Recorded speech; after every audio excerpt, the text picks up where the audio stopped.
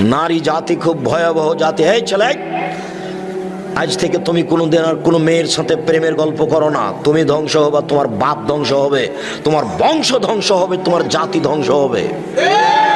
ওকে তুমি চিনতে পারোনি, ও কি জাতি? ও নারী জাতি। তুমি ওকে চিনতে পারোনি, তোমাকে ধ্বংস করার জন্য এসেছে। তুমি ধ্বংস হবা, তোমার বাপ ধ্বংস হবে, তোমার বংশ ধ্বংস হবে, তোমার জাতি ধ্বংস হবে, কেউ রক্ষা পাবা না।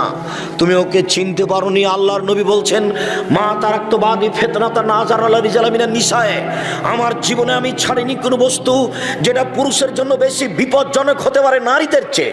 আমার জীবনে আমি ছাড়িনি কোনো বস্তু যেটা পুরুষের জন্য বেশি বিপজ্জনক হতে পারে নারীদের চেয়ে।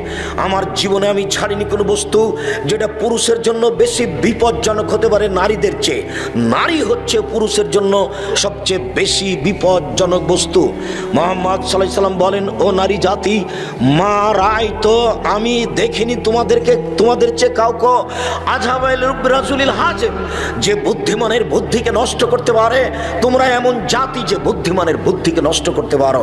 ও নারী জাতি, তোমরা এমন জাতি যে বুদ্ধিমানের বুদ্ধিকে নষ্ট করতে পারো।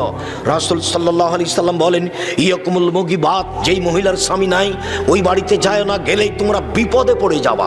রাসূল সাল্লাল্লাহু আলাইহি সাল্লাম বলেন, ইয়াকুমুদ দুখুল আলান নিসায়ে, সাবধান তোমরা মহিলাদের কাছে যায় না, গেলেই তোমরা বিপদে পড়ে যাবা। মুহাম্মদ সাল্লাল্লাহু আলাইহি সাল্লাম বলেন নারী জাতির ব্যাপারে যে ইন্নান নিসা হাবাইলু শয়তান, মহিলারা হচ্ছে শয়তানের জাল।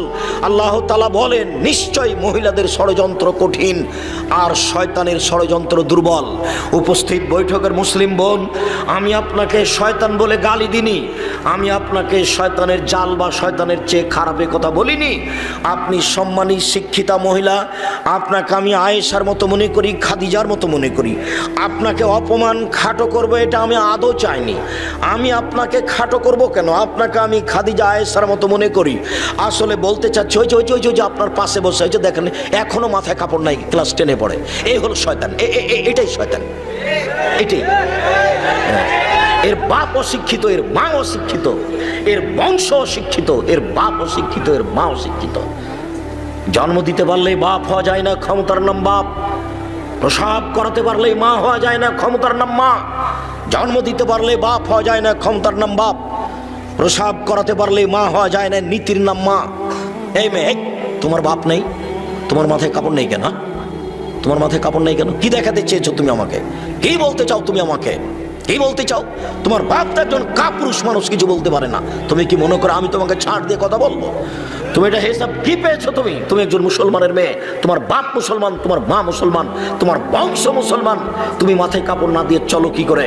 তোমার যেদিন ক্লাস 8-এ উঠেছিলে তুমি, সেদিন তোমার হাইজ হয়েছিল, তোমার বিবাহ হলে আজকে তোমার 2টা বাচ্চা হতো, তুমি এখন ক্লাস 10-এ পড়ো, তোমার মাথায় কাপড় নেই কেন? না, তুমি আমাকে কে দেখাতে চেয়েছো?